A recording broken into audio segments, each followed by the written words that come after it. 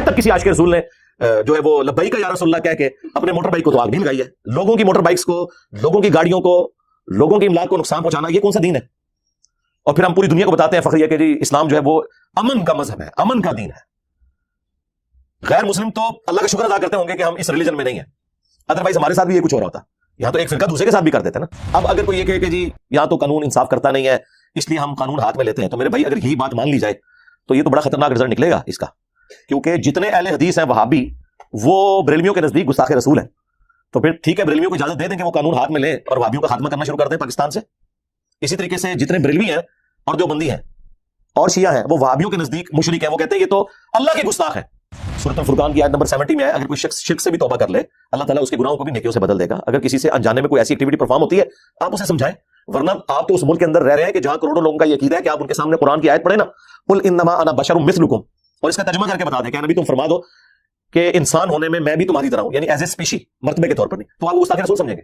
دیکھیں بخاری مسلم میں حدیث ہے کہ نبی الاسلام وصال کے روزے رکھتے تھے، یعنی بغیر افطار کیے اگلا روزہ رکھ لینا. صحابہ نے رکھا تو ان کی تو حالت غیر ہو گئی. نبی الاسلام جلال میں آپ نے فرمایا ایکم مثلی، تم میں سے کون ہے جو میری مثل ہو سکے؟ اب صحابہ کو پتا تھا قل انما انا بشر مثلکم، لیکن انہیں پتا تھا یہ اس حوالے سے آیت نہیں ہے. آپ نے فرمایا کہ میں تو رات کے وقت اپنے رب کے ہاں ہوتا ہوں، وہ مجھے کھلاتا بھی ہے پلاتا بھی ہے. میرا سٹیٹس تو بالکل ڈیفرنٹ ہے. رسول اللہ کو اللہ تعالیٰ نے وہ کوالٹیز دی ہیں جن کا کوئی لینا دینا نہیں باقی مخلوقات کے ساتھ. لیکن بہرحال آپ انسان ہیں اسپیشی کے طور پر. لیکن یہ ساری باتیں منوانے کے لیے آپ کو ایڑی چوٹی کا زور لگانا پڑتا ہے. آپ پہ گستاخی کا فتویٰ لگ جائے گا. اور یہ اس عفریت اور جن سے چھٹکارا مستقبل قریب میں تو مجھے نظر نہیں آتا. ہم نے ضرب عزب، رد الفساد اور یہ سارے کام کیے، اس کے باوجود کچھ عرصے میں اب دوبارہ سے یہ جن بوتل سے باہر آ گیا. ظاہر ہے کہ میرے بھائی جب آپ اپنے پولیٹیکل گینز کی خاطر وقت کی پولیٹیکل گورنمنٹ کو کمزور کرنے کے لیے دھرنے دلوائیں گے تو دھرنے تو دے دیں گے. وہ تو بیچارے اپنی کاز میں مخلص ہوں گے، آپ انہیں یوز کر رہے ہوں گے اور اپنا مقصد بھی ان سے پورا کر رہے ہوں گے. لیکن کل کو جب وہ واپس جائیں گے نا تو وہ آپ کے قابو سے بھی باہر نکل جائیں گے. یہی وجہ ہے کہ اس سے اگلی جب حکومت آئی اس کے اوپر بھی وہ دھرنے نازل ہو گئے. کراچی میں آپ دیکھ لیں ایک لسانی بنیاد پہ بنی ہوئی جماعت کتنا بڑا افریت بن گئی تھی. پھر ہماری ریاستی اداروں کی قربانیوں کے بعد وہ کسی حد تک جن قابو آیا. پھر بعد میں پھر عوام سے یہ کہنا کہ جی ہم لوگ قربانیاں دے رہے ہیں اسٹیٹ کے ادارے، تو قربانیاں اس لیے دے رہے ہیں کہ آپ کے بڑوں کا یہ خبیث پودا جو لگاتے تھے نا آپ لوگ، وہ آپ ہی کو کاٹنا ہے. یہ ہم نے نہیں لگایا ہوا پودا. جی ہاں، ضیاء الحق ڈکٹیٹر کے دور کے اندر سعودیہ اور ایران کی پراکسی وار ہمارے ملک میں جو آئی ہے، جس کی ہیٹ آج تک ہم محسوس کر رہے ہیں، ہمارے ٹوائلٹس کے اندر ایک دوسرے کو کافر کہنے کے نعرے لکھے گئے، تو یہ آپ کے بڑوں نے کیا تھا. اس کے بعد وہ آپ کا ہی بڑا تھا جس نے امریکہ کی جنگ کو یہاں پہ جو ہے وہ نازل کر دیا، پرویز مشرف. ڈسیزن تو اس کا تھا نا. ہاں، تکلیف ساری پاکستانی قوم کو کاٹنی پڑی، اور آج ہماری اکانومی کہاں پہ گری ہے. آج ہر مسلمان دوسرے مسلمان سے ڈرتا ہے ادھر. یہ واقعات رکنے کوئی نہیں. میں یہ آپ کو بتاؤں یہ معاملات اسی طریقے سے چلتے رہیں گے. پاکستان میں توہین مذہب کا الزام لگا کے لوگ اپنی ذاتی دشمنیاں بھی نبھا لیتے ہیں. ہمارے کئی اسٹوڈنٹس ہیں جو ریولٹ ہوئے نا، ان کو باقاعدہ انہی تنظیموں نے فون کر کے کہا ہے کہ اگر آپ لوگ واپس فرقے میں نہیں آئیں گے تھے پھر پتہ جنا سی الزام تھے، پھر لا لینے تو پتہ ہے خود کہہ کے جھوٹے الزامات. اور اگر سچا بھی ہو تب بھی جوڈیشری کا کام ہے. یہ کسی ریاستی ادارے کا کام نہیں ہے کہ حب الوطنی کے نام کے اوپر کسی کو غدار وطن کہتے ہوئے غائب کر دیا جائے. یہ کسی مذہبی تنظیم کا کام نہیں ہے کہ کسی کو توہین مذہب کا الزام لگا کے گستاخ رسول، گستاخ صحابہ، گستاخ اہل بیت کا فتویٰ لگا کے تو اس کے اوپر کوئی ایکٹیویٹی پرفارم کر دی جائے. ورنہ میں نے آپ کو بتایا کہ ہر فرقے والا دوسرے فرقے کو گستاخ سمجھتا ہے. لوگ تو کہہ رہے ہوں گے یہ سب ایسے جذباتی باتیں کر رہے ہیں، ٹرو پکچر جو ہے وہ پاکستان کی ایسی نہیں ہے، آپ اچھی پکچر پیش کریں. کیسے پیش کریں ہمیں نہیں پتا، ہم تو بھگت رہے ہیں. اگر کوئی کہتا ہے ایسا نہیں ہے تو سرکار میرا چیلنج ہے، آپ کسی وہابی کی مسجد، اہل حدیث کی مسجد میں لبیک یا رسول اللہ کا بینر لگا کے بتائیں، ٹائم قیامت تک کر کے دسو. اور کسی بریلوی کی مسجد میں یا اللہ مدد، صرف اور صرف یا اللہ مدد کا بینر لگا کے بتائیں، پھاڑ دیں گے. جو ایک دوسرے کے بینرز ایکسپٹ کرنے کے لیے تیار نہیں ہے، جس پہ نام انہی ہستیوں کے لکھے ہوئے ہیں جن کو وہ خود مانتے ہیں، تو دوسروں کو کہاں پہ وہ موقع دیں گے کسی غیر مسلم کو؟ چھوڑ دیں.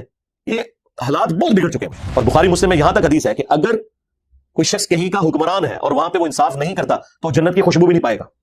استغفر اللہ. یہاں پہ لوگوں کو بڑا شوق ہے وزیر اعظم بننے کا، ہاں جی، آرمی چیف بننے کا، چیف جسٹس بننے کا، لیکن پتہ نہیں کس کے ساتھ چیزیں کیا جڑی ہوئی ہیں. جو جتنی بڑی پوسٹ پہ پہنچ گیا اس کی آخرت اتنی بڑی اسٹیک پہ لگ گئی. ہاں، اگر انصاف کرے تو وہ بخاری مسلم میں حدیث ہے. نبی اسلام نے فرمایا کہ 7 لوگوں کو اللہ کے عرش کا سایہ نصیب ہوگا جس دن کوئی اور سایہ نہیں ہوگا قیامت کے دن. ان میں سے پہلا شخص عادل حکمران ہے. لیکن یہ بڑا مشکل کام ہے. ہمارے حکمرانوں کی حالت آپ کے سامنے ہے. آج بھی ہماری خبروں میں پولیٹیکل لیڈرز ایک دوسرے کے بارے میں بیان دے رہے ہوتے ہیں، ملک کی کسی کو کوئی فکر نہیں لگی ہوئی ہے، اپنا اپنا ایجنڈا سب نے سیٹ کیا ہوا ہے. اچھا میرے بھائیو، ایک اور کرنٹ ایشو جو کل ہی پیش آیا، تمام مین ٹی وی چینلز کے اوپر آپ نے دیکھا کہ اس حوالے سے خبر بھی لگی. جیو پہ بھی یہ نشر ہوئی, ARY کے اوپر بھی, دنیا کے اوپر بھی, بلکہ جو GNN نیوز ہے انہوں نے تو مجھے لائیو لیا تھا کل شام کو 7 سے 7:30 پروگرام, اس میں نے اس پہ ورڈکٹ اپنی دے دی تھی. لیکن چونکہ اس پلیٹ فارم سے ہم اس طرح کے ایشوز کو ڈسکس کرتے ہیں, ننکانہ صاحب کے اندر ایک چھوٹے سے قصبے کے اندر, وارٹن نام ہے اس کا, وہاں پر ایک شخص کو موب نے جو ہے وہ پولیس اسٹیشن سے چھڑوا کر خود ہی جج بنتے ہوئے اس پہ مقدمہ چلا کے اسے مارا, اور نہ صرف مارا بلکہ اسے بالکل ننگا کر کے روڈ کے اوپر گھسیٹتے ہوئے لے گئے. لاش کو بھی آگ لگا دینی تھی اس وقت, خیر پولیس نے کسی طریقے سے قابو پا لیا. ظاہر ہے وہ پولیس نے قابو ہی پانا تھا, اب تو کام کچھ بچا ہی نہیں تھا. اینڈ پہ یہ لوگ اس طریقے سے پہنچتے ہیں, اور اس کے اوپر الزام تھا توہین مذہب کا.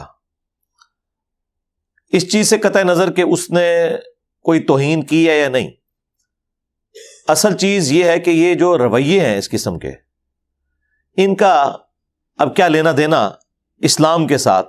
پوری دنیا تو اسلام کو اس حوالے سے ملائن کرے گی, سیدھی سی بات ہے. آپ کو پتا ہے سری لنکن ایک تھا یہاں پہ ملازم سیالکوٹ کے اندر, اس کے ساتھ جو کچھ ہوا اور بعد میں سزائے موت بھی ہوئی ان لوگوں کو جو اس میں انوالو تھے, کئی لوگوں کو قید بھی ہوئی, لیکن اس کا کوئی سبق نہیں سیکھا. کچھ عرصے بعد میاں چنو کے اندر بھی ایک واقعہ ہوا, وہ ایک پاگل شخص تھا جو قرآن کے اوراق کو آگ لگا رہا تھا, اسے قتل کر دیا گیا. بعد میں پتہ چلا کہ وہ تو پاگل تھا. اب مجھے بتائیں ایک پاگل شخص کے اوپر کون سی شریعت اپلائی ہوتی ہے؟ صحیح بخاری کے اندر یہ تعلیقاً روایت ہے, سنن ابن ماجہ میں پوری سند موجود ہے. سیدنا عمر نے اپنے دور کے اندر ایک پاگل شخص کے اوپر حد جاری کی تو حضرت علی نے کہا کہ اے امیر المومنین, اس شخص پہ آپ حد نہیں جاری کر سکتے, کیونکہ 3 لوگوں سے اللہ تعالیٰ نے قلم اٹھا لیا ہے شریعت کا. نمبر 1 جو مجنون ہے, نمبر 2 سویا ہوا شخص, اور نمبر 3 جو چھوٹا نابالغ بچہ ہے. تو حضرت عمر نے اپنا ڈیسیژن واپس لیا, اور یہ پوری حدیث سنن ابن ماجہ میں حضرت علی نے ہی رسول اللہ سے بھی روایت کی ہے صلی اللہ علیہ وآلہ وسلم. تو یہاں تو یعنی کچھ پتہ ہی نہیں چلتا. جوڈیشری کا نظام اس لیے ہوتا ہے تاکہ یہ پتہ چلے کہ کسی شخص نے اپنی ذاتی دشمنی نبھائی ہے اس بندے کو مارنے کے لیے, توہین مذہب کا سہارا لیا ہے, یا واقعتاً اس شخص نے کوئی ایسی توہین کی ہے. پھر ہر طرح کی توہین مذہب جو ہے وہ ایک طرح کا رزلٹ نہیں رکھتی کہ آپ نے اسے دنیا سے ہی ختم کر دینا ہے.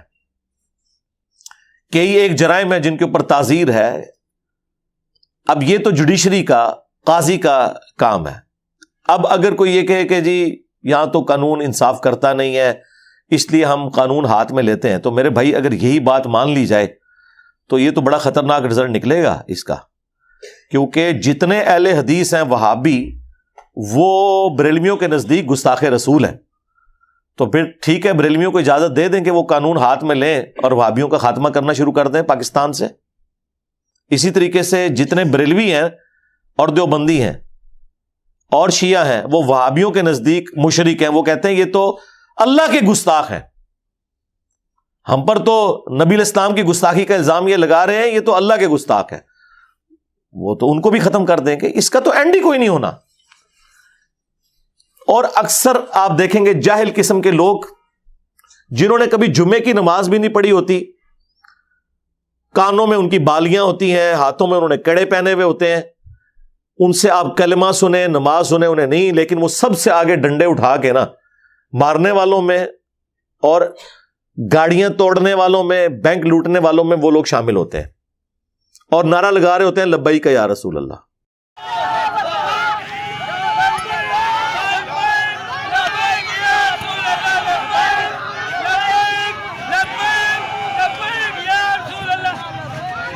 اب مجھے بتائیں رسول اللہ اگر دنیا میں موجود ہوں تو یہ ان کو یہی کہیں گے سحقن سحقن لمن غیر بعدی, ان پہ پھٹکار ہو جنہوں نے میرے بعد میرے دین کو بدل دیا.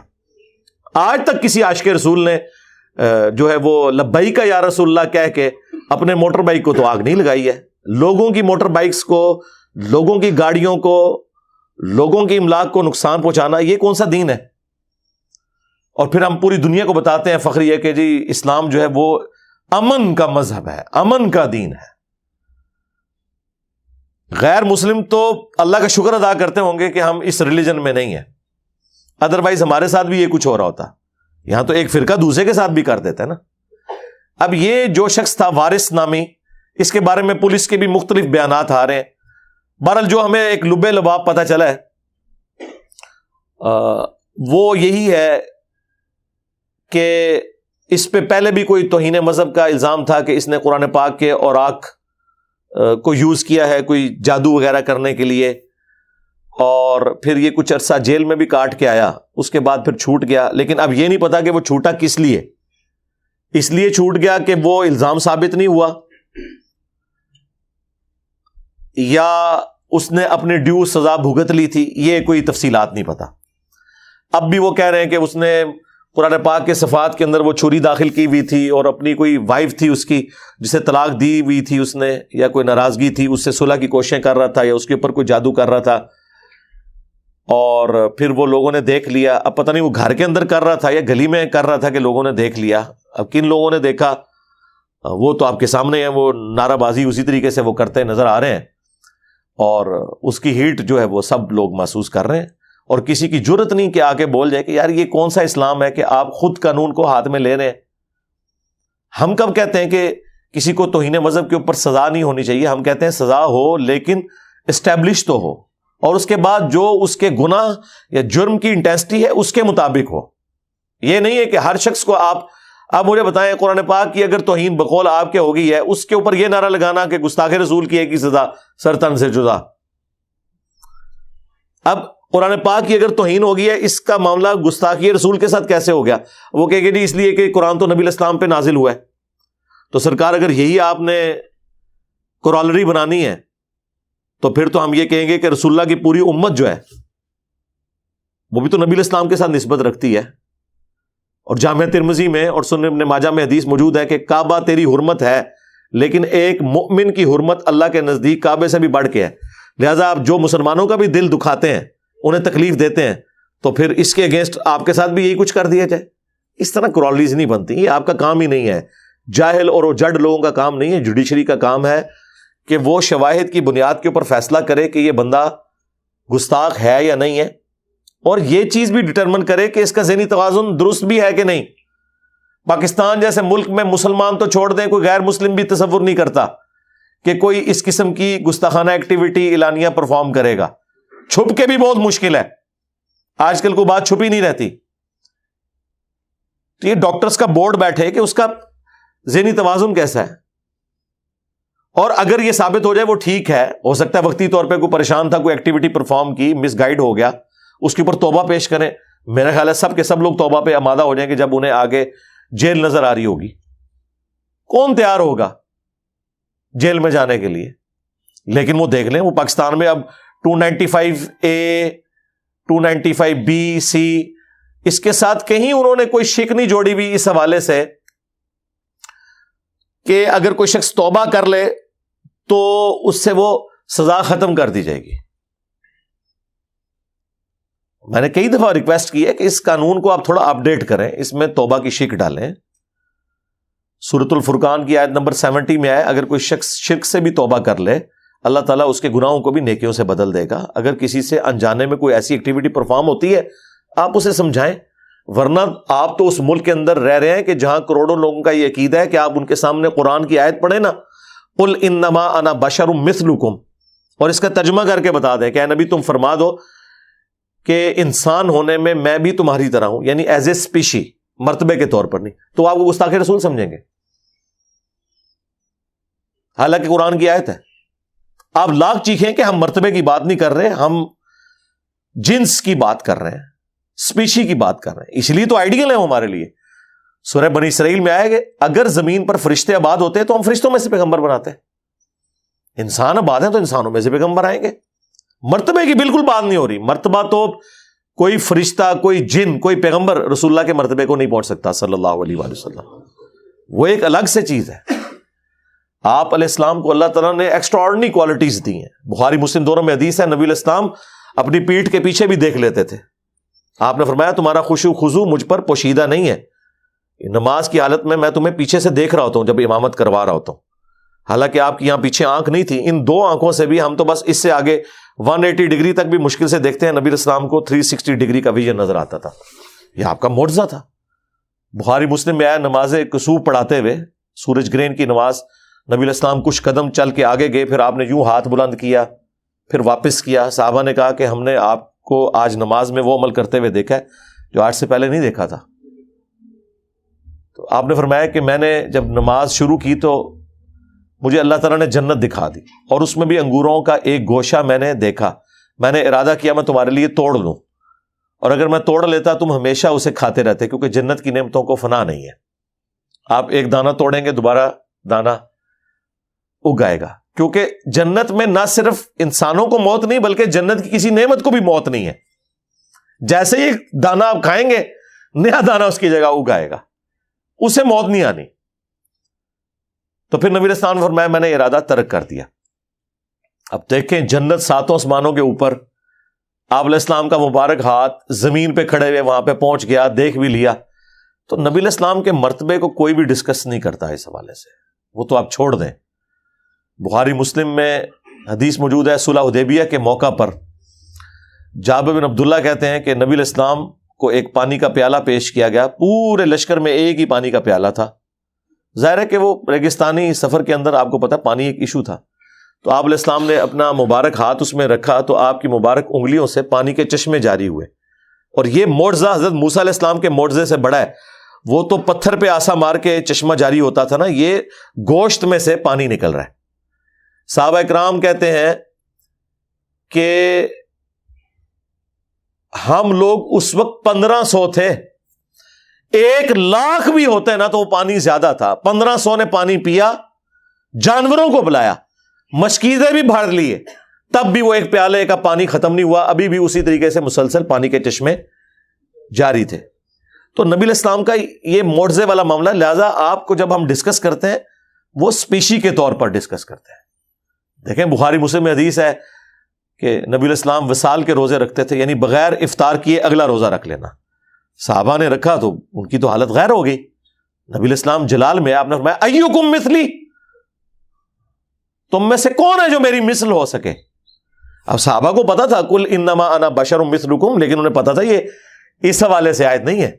آپ نے فرمایا کہ میں تو رات کے وقت اپنے رب کے ہاں ہوتا ہوں، وہ مجھے کھلاتا بھی ہے پلاتا بھی ہے. میرا سٹیٹس تو بالکل ڈیفرنٹ ہے. رسول اللہ کو اللہ تعالیٰ نے وہ کوالٹیز دی ہیں جن کا کوئی لینا دینا نہیں باقی مخلوقات کے ساتھ. لیکن بہرحال آپ انسان ہیں اسپیشی کے طور پر. لیکن یہ ساری باتیں منوانے کے لیے آپ کو ایڑی چوٹی کا زور لگانا پڑتا ہے. آپ پہ گستاخی کا فتویٰ لگ جائے گا. اسی لیے دیکھیں کہ لوگ اس پہ بات کرتے ہوئے ڈرتے نہیں ہیں. یہ CNN نیوز نے تو بڑی جرت دکھائی ہے کہ انہوں نے یعنی وہ رابطہ کیا. میں نے ان کو پہلے بتایا کہ آپ اس کا وزن اٹھا لیں گے، کوئی اور عالم تو تیار نہیں ہوگا یہ بات کرنے کے لیے، میں تو تیار ہو جاؤں گا لیکن آپ اس کا وزن بھی اٹھائیں، کوئی کٹنگ نہ ہو. تو شکر ہے کہ انہوں نے لائیو چلایا پروگرام، اس میں کوئی کٹنگ بھی نہیں کی. بعد میں جو یوٹیوب پہ بھی اپلوڈ کیا وہ ہم نے اپنے آفیشیل پیج سے شیئر بھی اسے کروایا. وہ آپ کلیئر کٹ میں نے جو اس حوالے سے نیریٹو ہے پہلے دن سے ہم چیخ رہے ہیں. یہ تو FATF کی بابرکت تلوار تو بعد میں آئی ہے، تو تب انہیں نان اسٹیٹ ایکٹر کے حوالے سے شر کلیئر ہوا ہے. ادروائز میری آپ 2012-13 کی ویڈیوز یوٹیوب کے اوپر اپلوڈڈ ہے. میں اس وقت بھی چیخ رہا تھا یہ تمہارے گاٹے فٹ ہوں گے، یہ جو تم لوگ پال رہے ہو نا تمہارے گاٹے بھی فٹ ہوں گے. ہمارے گاٹے تو فٹ ہوئے ہیں. جب اس وقت تھے تو بم دھماکوں کے ذریعے اپنی ایکٹیویٹیز کے ذریعے ہمیں نقصان پہنچاتے تھے. اب جب سے تم نے بے روزگار کیا ہے نا انہیں، ان کے چندے روک کے، تو اب یہ ہماری جیبیں کاٹتے ہیں. یہ آپ کو جتنے جیب کترے نظر آ رہے ہیں نا ان میں میجارٹی یہی لوگ ہیں جو اب بے روزگار ہوئے ہیں. ٹھیک ہے، یا کسی مسجد کا چندہ جا کے لوٹ لیں گے. میں تو جہادی تنظیموں کے لوگوں کو جانتا ہوں کہ جنہوں نے وقتی طور پہ اپنے نام پہ کوئی چیزیں کی بھی تھی نا، جیسے ہی یہ جہادی تنظیموں کے اوپر پابندی لگی وہ اپنے استعمال میں لے آئے ان چیزوں کو. کسی کے پاس پلاٹ تھا نا مسجد کا، وہ بیچ کے کھا گیا. ہاں جی، تو آپ کو پتا چل گیا کہ یہ کون سی اسلام کی خدمت ہو رہی تھی. اور اندازہ کریں آج تک چندہ بکس لے کے پھر رہے ہیں. ان سے پوچھیں یہ چندہ کہاں لے کے جا رہے ہو؟ وہ خود کھاتے ہیں. وہ کہتے ہیں ہم بے روزگار ہوئے ہیں، ہماری تنخواہ نہیں دینی. بھائی تنخواہ تو آپ کو دی تھی ایک کام کی، ہم تو اس کام کے ساتھ بھی ایگری نہیں کرتے تھے. وہ الگ سے میرا اس پہ کئی ایک ویڈیوز ریکارڈڈ ہے. بل وہ کام بھی چھوڑ دیے تو اب کس چیز کی تنخواہ یار؟ بغیر کام کی تنخواہ. اندازہ کریں. تو یہ مصیبت ہمارے اوپر نازل ہوئی ہے, اور یہ اس عفریت اور جن سے چھٹکارا مستقبل قریب میں تو مجھے نظر نہیں آتا. ہم نے ضرب عصب, رد الفساد اور یہ سارے کام کیے, اس کے باوجود کچھ عرصے میں اب دوبارہ سے یہ جن بوتل سے باہر آ گیا. ظاہر ہے کہ میرے بھائی, جب آپ اپنے پولیٹیکل گینز کی خاطر وقت کی پولیٹیکل گورنمنٹ کو کمزور کرنے کے لیے دھرنے دلوائیں گے تو وہ دھرنے تو دے دیں گے, وہ تو بےچارے اپنی کاز میں مخلص ہوں گے, آپ انہیں یوز کر رہے ہوں گے اور اپنا مقصد بھی ان سے پورا کر رہے ہوں گے, لیکن کل کو جب وہ واپس جائیں گے نا تو وہ آپ کے قابو سے بھی باہر نکل جائیں گے. یہی وجہ ہے کہ اس سے اگلی جب حکومت آئی اس کے اوپر بھی وہ دھرنے نازل ہو گئے. کیوں ہوئے؟ ظاہر ہے جب آپ کسی کو پالتے ہیں, ان کو سپورٹ کرتے ہیں, پھر وہ اس وقت بھی آ جاتے ہیں جب آپ نہیں چاہتے کہ اب نہ آئیں گے. وہ کہتے ہیں یہ تو ہم ڈیسائیڈ کریں گے. کراچی میں آپ دیکھ لیں, ایک لسانی بنیاد پہ بنی ہوئی جماعت کتنا بڑا عفریت بن گئی تھی, پھر ہماری ریاستی اداروں کی قربانیوں کے بعد وہ کسی حد تک جن قابو آیا. پھر بعد میں پھر عوام سے یہ کہنا کہ جی ہم لوگ قربانیاں دے رہے ہیں اسٹیٹ کے ادارے, تو قربانیاں اس لیے دے رہے ہیں کہ آپ کے بڑوں کا یہ خبیث پودا جو لگاتے تھے نا آپ لوگ, وہ آپ ہی کو کاٹنا ہے, یہ ہم نے نہیں لگایا ہوا پودا. جی ہاں, ضیاء الحق ڈکٹیٹر کے دور کے اندر سعودیہ اور ایران کی پراکسی وار ہمارے ملک میں جو آئی ہے, جس کی ہیٹ آج تک ہم محسوس کر رہے ہیں, ہمارے ٹوائلٹس کے اندر ایک دوسرے کو کافر کہنے کے نعرے لکھے گئے, تو یہ آپ کے بڑوں نے کیا تھا. اس کے بعد وہ آپ کا ہی بڑا تھا جس نے امریکہ کی جنگ کو یہاں پہ جو ہے وہ نازل کر دیا, پرویز مشرف. ڈسیزن تو اس کا تھا نا. ہاں, تکلیف ساری پاکستانی قوم کو کاٹنی پڑی, اور آج ہماری اکانومی کہاں پہ گری ہے. آج ہر مسلمان دوسرے مسلمان سے ڈرتا ہے ادھر. تو وہ سارے کے سارے پودے آپ کے بڑوں کے لگائے ہوئے ہیں. لہذا اب صرف ایک اناؤنسمنٹ کرنے سے کہ جی ہم اے پولیٹیکل ہو گئے ہیں, یا ایک پریس کانفرنس کر لینے سے, یا آئے دن اپنے جو من پسند قسم کے صحافی ہیں ان سے مختلف انٹرویوز دلوانے سے اگر کوئی یہ سمجھتا ہے نا کہ یہ معاملات سیٹل ہو جائیں گے, نہیں, یہ گراس روٹ لیول کے اوپر چینج چاہیے. اچھا, باقی لوگ تو رونا روتے ہیں نا, وہ کہتے ہیں جی سولوشن بتائیں, سارے رونے ہی روتے رہتے ہیں. جی ہم سولوشن بتا رہے ہیں. سولوشن یہ ہے کاؤنٹر نیریٹو لانچ کریں, اور یہ کاؤنٹر نیریٹو 1800 علماء کا وہ پیغام پاکستان لکھنا کوئی کافی نہیں ہے, اس سے کوئی فرق نہیں پڑنا. وہ کوئی نہیں پڑھتا نہ اس کو کوئی مانتا ہے. یہ ان علماء کو آپ نے پبلکلی پروڈیوس کر کے سوشل میڈیا کے اوپر, مین میڈیا کے اوپر ان سے بیانات دلوانے ہیں ویڈیوز میں, جن کی یہ جائز اولادیں ہیں. وہ کبھی بھی آ کے بیان نہیں دیتے, کبھی کنڈیم نہیں کرتے. ان کے پاس ایک وہ شریف آدمی طارق جمیل رہ گیا, ایک وہ دوسرا شریف آدمی مفتی منیب الرحمان, تیسرا مفتی تقی عثمانی, اور ایک امین شہیدی. یہ کچھ 4-5 شرفاء انہوں نے ہر موقع پہ رکھے ہوئے ہیں, یہ آ کے بیان دیتے ہیں. سرکار ان کے بیانات کو کون مانتا ہے؟ وہ تو ان کو اپنا بڑا ماننے کے لیے بھی تیار نہیں ہے. بھائی جنہوں نے یہ تنظیمیں بنائی ہیں, جو ان کے سربراہ ہیں, ان کو لانچ کریں, وہ آگے سامنے بیان دیں. جب تک وہ نہیں یہ کہیں گے تو یہ ایک ٹکٹ میں 2 مزے کرتے رہیں گے. یقین کریں کہ اوپر اوپر سے یہ لوگ باتیں کرتے ہیں, اندر خانے یہ لوگ جا کے مبارک باتیں دیتے ہیں. یہ سیالکوٹ انسیڈنٹ جو ہوا تھا نا, وہ جو سینکڑوں لوگ پکڑے ہوئے تھے نا, تو وہ تھانے کے اندر روزانہ انہوں نے محفل میلاد سجائی ہوتی تھی.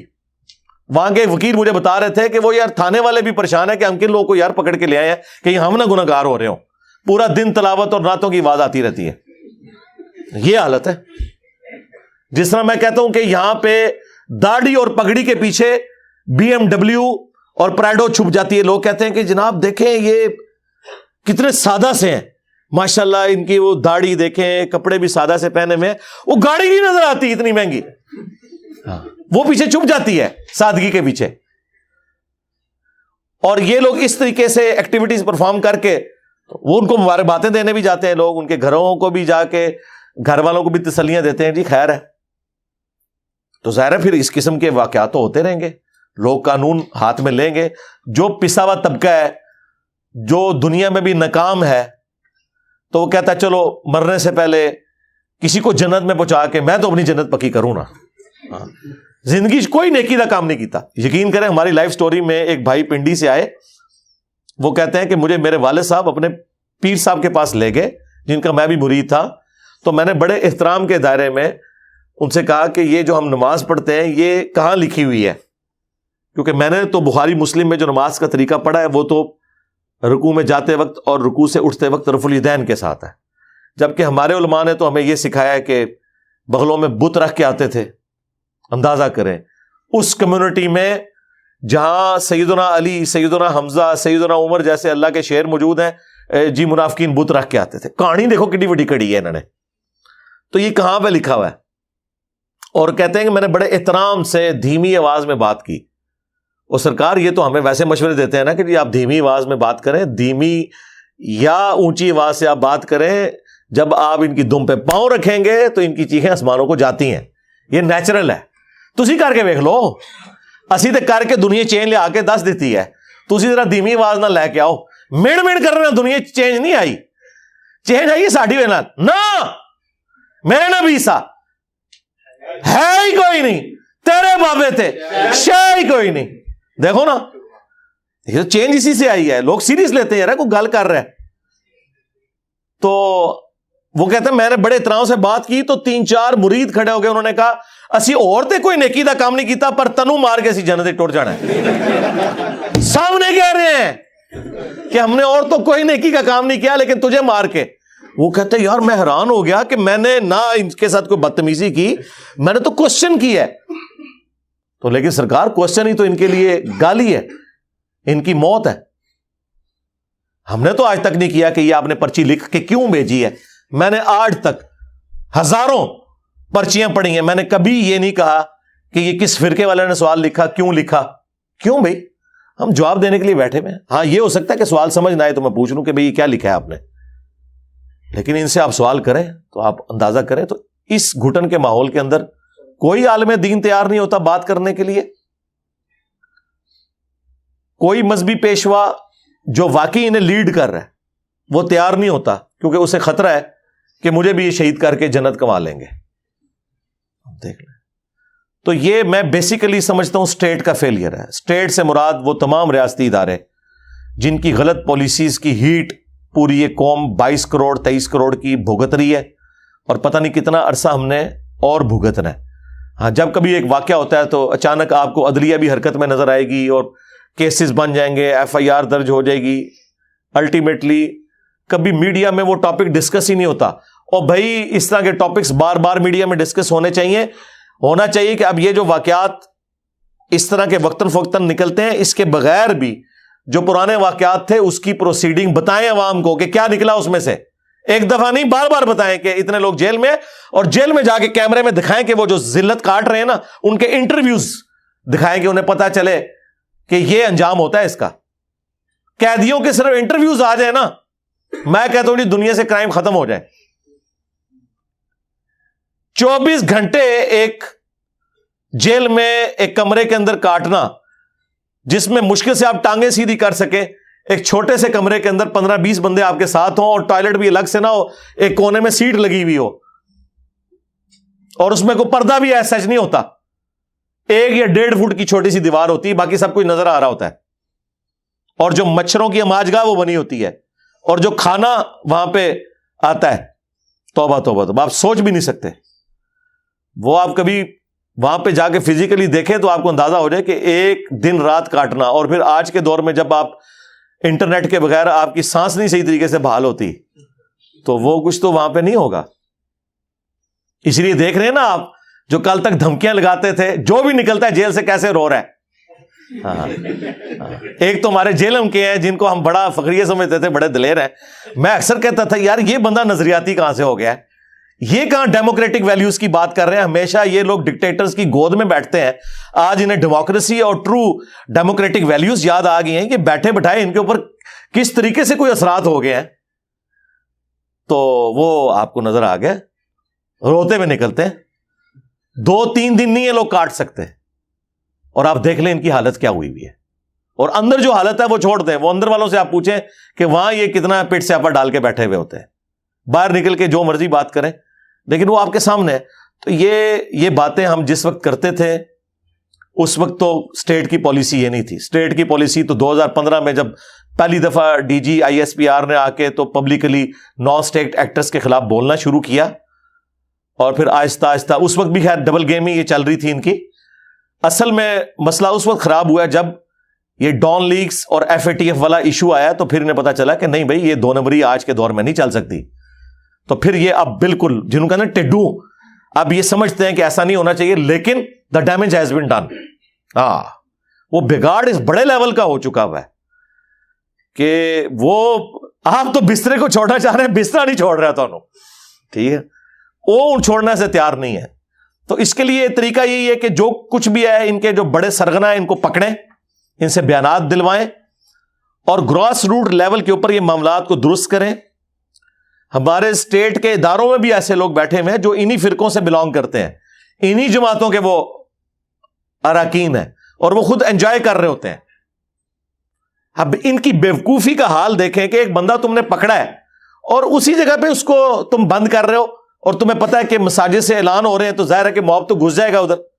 اور دیکھیں وہ کس طرح, وہ قلعے جتنی اونچی وہ دیوار ہے اس تھانے کی, جس کے اوپر سیڑھی لگا کے چلے ہیں, جس طرح انہوں نے پتہ نہیں کوئی گوالیار کا قلعہ فتح کر لیا ہے.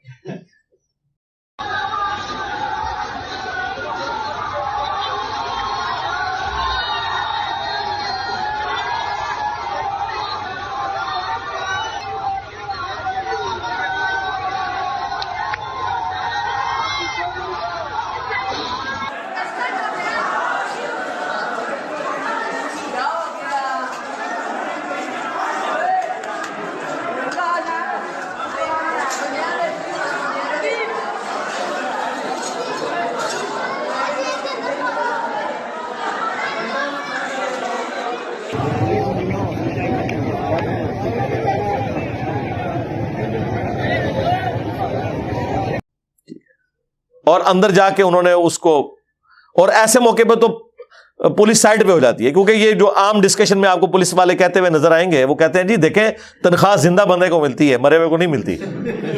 ہاں تو چپ کر کے سائڈ پہ ہو جاؤ. اور یہ حقیقت بھی ہے کہ پولیس والوں کو وہ فیسلٹیز اور وہ ساری چیزیں نہیں ملتی ہیں جو فوجیوں کو ملتی ہیں, لیکن فوجیوں کو بھی جو کچھ ملتا ہے نا, وہ بھی اس لیول کی کبھی بھی کمپنسیشن نہیں ہے جو ریکوائرڈ ہے. ظاہر ہے وہ تو نہیں ہو سکتی. تو اس لیے پولیس والے تو سب سے پہلے ادھر ادھر ہوتے ہیں اپنی جان بچانے کے لیے. تو یہاں پہ لوگ آ کے بات کر رہے ہیں آپ نے کچھ نہیں کیا. جی جناب, یہ جو آپ کہہ رہے ہیں نا آپ نے کچھ نہیں کیا, آپ بھی ہوتے تھے کچھ نہیں سی ہونا.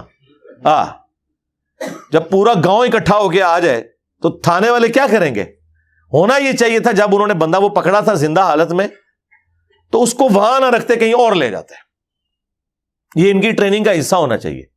لیکن انہیں ہر واقعے کے بعد یہ لوگ آ کے اعلانات کرتے ہیں, معطل کر دیتے ہیں اپنے آفیسرز کو, الٹیمیٹلی پھر وہی رزلٹ نکلتا ہے اور پھر واقعہ ریپیٹ ہو جاتا ہے. یہ واقعات رکنے کوئی نہیں. میں یہ آپ کو بتاؤں یہ معاملات اسی طریقے سے چلتے رہیں گے. پاکستان میں توہین مذہب کا الزام لگا کے لوگ اپنی ذاتی دشمنیاں بھی نبھا لیتے ہیں.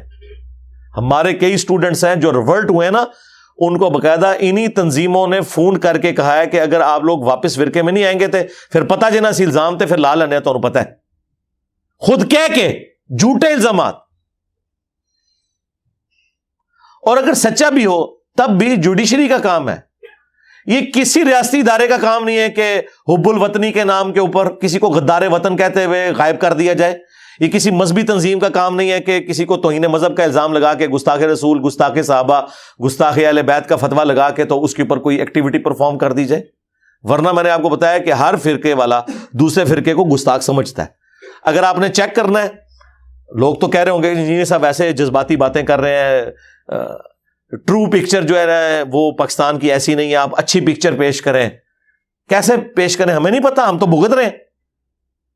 اگر کوئی کہتا ہے ایسا نہیں ہے تو سرکار میرا چیلنج ہے, آپ کسی وہابی کی مسجد, اہل حدیث کی مسجد میں لبیک یا رسول اللہ کا بینر لگا کے بتائیں, ٹائم قیامت تک کر کے دسو. اور کسی بریلوی کی مسجد میں یا اللہ مدد, صرف اور صرف یا اللہ مدد کا بینر لگا کے بتائیں, پھاڑ دیں گے. جو ایک دوسرے کے بینرز ایکسپٹ کرنے کے لیے تیار نہیں ہے جس پہ نام انہی ہستیوں کے لکھے ہوئے ہیں جن کو وہ خود مانتے ہیں، تو دوسروں کو کہاں پہ وہ موقع دیں گے کسی غیر مسلم کو؟ چھوڑ دیں. یہ حالات بہت بگڑ چکے ہیں اور ہر دفعہ ہم رونا رو کے اٹھ جاتے ہیں لیکن پھر وہ واقعہ ریپیٹ ہو جاتا ہے. تو یہ سزائیں ان کی ہونی چاہیے. اور اسلام کی روح سے اگر آپ ایکسٹرا جوڈیشل ایکٹیویٹی پرفارم کرتے ہیں، خواہ آپ مجرم کو بھی ماریں، تب بھی آپ کے اوپر جو قانون لاگو ہونا ہی ہونا ہے.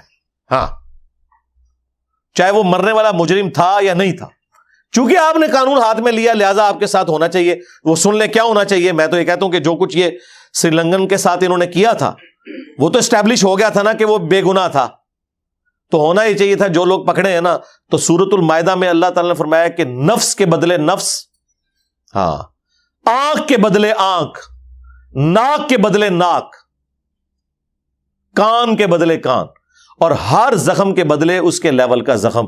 یہ بدلہ ہے. جو کچھ انہوں نے اس سری لنکن کے ساتھ کیا تھا یا میاں چنو میں اس پاگل شخص کے ساتھ کیا تھا، وہ کچھ ان کے ساتھ ہونا چاہیے تھا. پھر بدلہ اترنا تھا، پھر ڈیٹرنس ہونی تھی. لوگ تو کہتے ہیں اسلامی سزائیں بڑی سخت ہیں.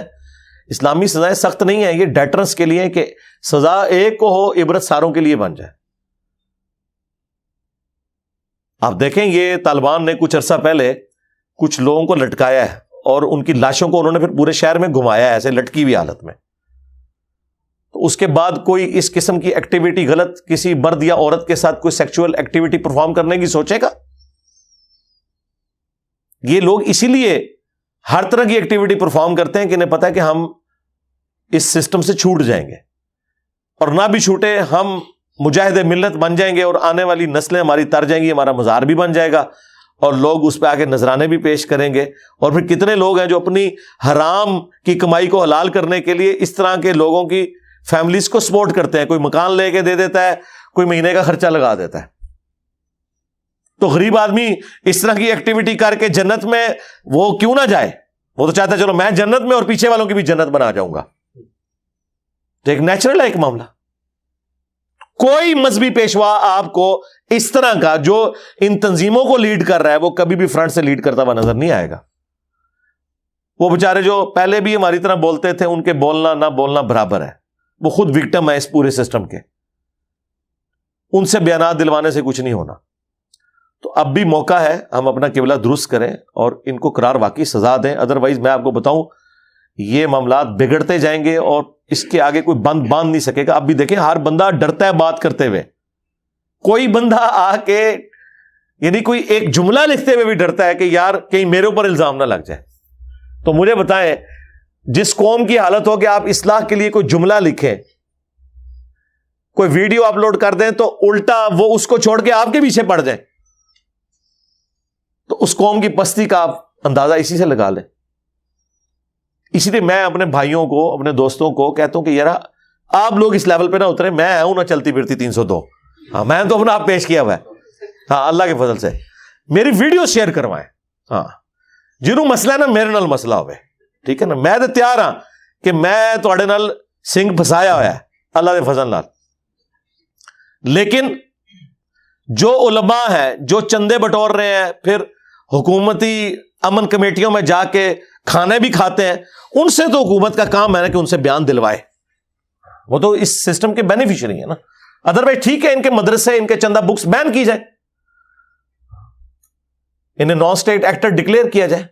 ورنہ دیکھ لیں گوروں نے تو آپ کے اوپر FATF کی تلوار لٹکا دی ہے. اب آپ GSP پلس جو سٹیٹس ہے وہ آپ کا وہ دیکھ لیں، وہ سسپینڈڈ پوزیشن میں کھڑا ہوا ہے. اور یہاں کہتے ہیں نہیں کوئی فرق نہیں پہنتا جی، اگر آپ سے قرضہ مانگیں گے تو کوئی مسئلہ نہیں، انہوں کو آیا جے گوری. یہ لیول ہے ان لوگوں کا. ابھی تنخواہوں کے لالے پڑے ہوئے ہیں. لوگ کہتے ہیں تنخواہیں نہ ملی. جی آج سرکاری ملازمین کی تنخواہیں بند ہو جائے نا، فوج کی اور باقی اداروں کی، تو جب ان کے پاس تنخواہ نہیں ہوگی مارکیٹ میں آ کے کون سیل پرچیز کا کام کرے گا؟ یہ مارکیٹ میں جو کاروباری لوگ ہیں ان کا کاروبار بھی ختم ہو جائے گا. ایک پورے کا پورا ایک سرکل جڑا ہوا ہے نا اس کے ساتھ. اس لیے ان معاملات کو سیریس لیں. دنیا میں کوئی بھی ہماری کسی بات پہ یقین کرنے کے لیے تیار نہیں ہے، صرف ہمارے غلط رویوں کی وجہ سے. یہ اپنی اصلاح کرنی ہے، اور یہ میں پیغام ان تمام اپنے بڑوں کو دیتا ہوں کہ جنہیں بڑا بننے کا شوق ہے لیکن انہیں پتہ نہیں ہے کہ اس کی اکاؤنٹیبلٹی ہونی ہے۔ بخاری مسلم دونوں میں حدیث ہے، تم میں سے ہر شخص نگہبان ہے اور اس سے اس کی رعیت کے بارے میں پوچھا جائے گا۔ اور پھر نبی اسلام نے ایلبریٹ کیا اسی حدیث میں، ایک حاکم سے رعایا کے بارے میں پوچھا جائے گا، ایک مرد سے اس کے بیوی بچوں کے بارے میں پوچھا جائے گا، ایک بیوی سے اس کے مرد کی اولاد اور مال کے بارے میں پوچھا جائے گا۔ اور بخاری مسلم میں یہاں تک حدیث ہے کہ اگر کوئی شخص کہیں کا حکمران ہے اور وہاں پہ وہ انصاف نہیں کرتا تو جنت کی خوشبو بھی نہیں پائے گا۔